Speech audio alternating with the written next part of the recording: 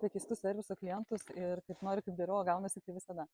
Tai kebuliniais darbais mes neužsiimam, bet kartais būna klientų, kurie nori, kad mes jiems šiuo klausimu padėtumėm. Tai, tarkim, kol remontuojam į automobilį, nuvežtumėm kažkokią kėbulo dalį, nudažytumėm ir uždėtumėm atgal. Anksčiau mes tai darydavom, bet nustojom daryti, mes nenorim prisimti atsakomybės už dažytojų darbą, už pačią kokybę, už laiką ir panašiai.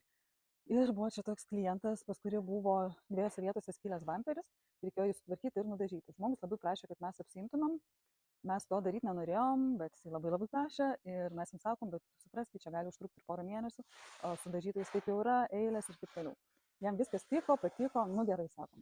Aišku, aš jau tada Hebrai sakiau, kad nereikėjo apsiimti, nu bet Hebra norėjo pabūti faina. Apsiėmėm ir po mėnesio, užtruko iš tikrųjų mėnesį tas dažymas, nes dažytojas turėjo problemų, susirgo, nu ir viskas, žodžiu, užtruko. Ir po mėnesio, kai automobilį galima buvo atiduoti, klientas baisiai piktas atvažiavo, pradėjo aiškinti, kokie mes ten blogi, melagiai ir panašiai, kaip jisai daug patyrė nuostolių dėl mūsų, kad negalėjo eksploatuoti automobilio. Ir mes jums sakom, tai jums kolega sakė, kad tai gali užtrukti iki poros mėnesių, jums viskas tiko, patiko, vis pradėjo aiškinti visi jūs čia melagiai, nes mes aiškinom, kad mes visi girdėjom, pas mus yra kameros, viskas įrašoma, žodžiu, likom melagiai, išvadinti visai kaip, nežinau, gal dar koks komentaras pareis blogas, atsiliepimas. Nu, bet žodžiu, istorija tokia, kad kaip visada nori geriau, bet gaunasi kaip visada.